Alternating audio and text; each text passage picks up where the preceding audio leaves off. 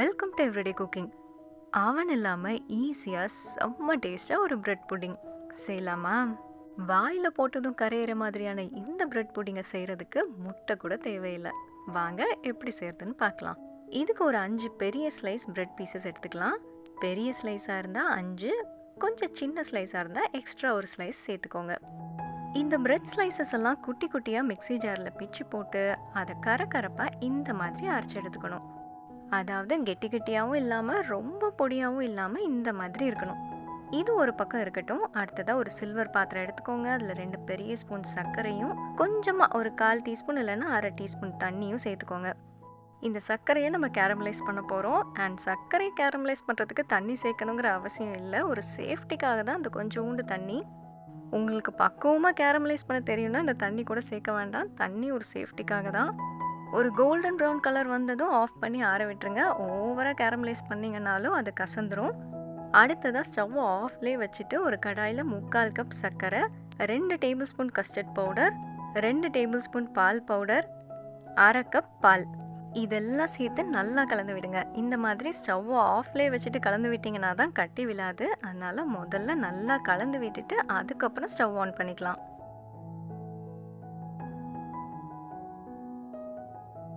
கட்டி விழாமல் இந்த மாதிரி நல்லா கலந்து விட்டுட்டிங்கன்னா 1 கப் பாலை மறுபடியும் சேர்த்து ஸ்டவ் ஆன் பண்ணி கிளற ஆரம்பிங்க. மொத்தத்துக்கு இங்கே நம்ம 1/2 கப் பால் யூஸ் பண்ணியிருக்கோம். பால் ஆல்ரெடி காய்ச்சி ஆற வச்ச பால். கிளறிட்டே வந்தீங்கன்னா கஸ்டர்ட் பவுடர் சேர்த்துருக்கிறதால ஒரு ஸ்டேஜில் இந்த மாதிரி க்ரீமி ஆகிடும். இந்த க்ரீமி டெக்ஸ்சர் வந்ததும் நம்ம பொடி பண்ணி வச்சுருக்கிற ப்ரெட்டை கொஞ்சம் கொஞ்சமாக சேர்த்து கிளற ஆரம்பிக்கணும். இந்த பிரெட் பவுடர் எல்லாம் சேர்த்திங்கன்னா இது ஆட்டோமேட்டிக்காக திக்காயிடும். அதனால் லோ ஃப்ளேம்லேயே வச்சு கிளறுங்க. இதையும் கட்டி விழாமல் கலந்துக்கோங்க. ஸோ கொஞ்சம் கொஞ்சமாக வேணும்னா பிரெட் பவுடர் சேர்த்துக்கலாம். ஒரேடியாக மொத்தமாக சேர்க்கணுங்கிறது கிடையாது. உங்களுக்கு எது கன்வீனியன்ட்டோ அந்த மாதிரி சேர்த்து கலந்து விடுங்க. எல்லாம் நல்லா கலந்து விட்டுட்டிங்கன்னா ஸ்டவ்வை ஆஃப் பண்ணிவிட்டு இறக்கி வச்சு கலந்து விடுங்க. ஸோ நம்ம புட்டிங்கான பேட்டர் ரெடி. இதை அப்படியே நம்ம கேரமலைஸ் பண்ண சர்க்கரை மேலே போட போகிறோம். ஃபில் பண்ணிட்டீங்கன்னா இதுக்கு மேலே ஒரு 2 ஸ்பூன் நெய் மட்டும் சேர்த்துக்கலாம். இப்போ இதை லைட்டாக கலந்து விட்டுட்டு சமம் பண்ணிக்குவோம்.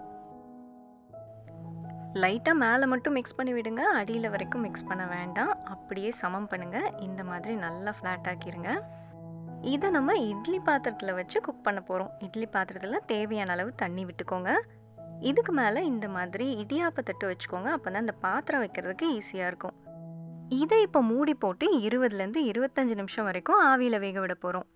ஏதோ 20 நிமிஷம் ஆயிடுச்சு. இது நல்லா வெந்துருச்சு. பார்த்தாலே தெரியும் சைடில் கேரமலைஸ் ஆன சர்க்கரை எல்லாம் அப்படியே சிரப் மாதிரி சுற்றிட்டு இருக்கு.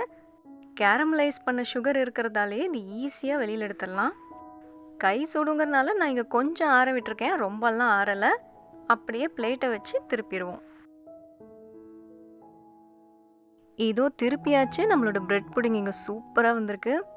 அண்ட் இன்னொரு விஷயம், உங்களுக்கு எக்ஸ்ட்ரா சிரப் சுற்றி இருக்கணும்னு நினச்சிங்கன்னா நீங்கள் சர்க்கரையை கேரமலைஸ் பண்ணும்போதே கொஞ்சம் அதிகமாக கேரமலைஸ் பண்ணிக்கோங்க. நம்ம கேரமலைஸ் பண்ணுறதுக்கு 2 டேபிள் ஸ்பூன் சர்க்கரை யூஸ் பண்ணோம் இல்லையா? அதே இது 4 இல்லை 5 டேபிள் ஸ்பூனும் யூஸ் பண்ணிங்கன்னா நிறையா கிடைக்கும்.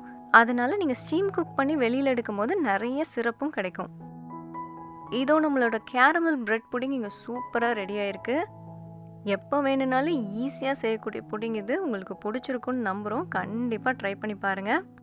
வேறொரு இன்ட்ரெஸ்டிங்கான ரெசிபியோடு உங்களை சந்திக்கிறோம். எங்கள் வீடியோஸ் எல்லாம் பிடிச்சிருந்தா லைக் பண்ணுங்கள், ஷேர் பண்ணுங்கள், கமெண்ட் பண்ணுங்கள். அண்ட் மறக்காமல் எங்கள் சேனலுக்கு சப்ஸ்கிரைப் பண்ணுங்கள்.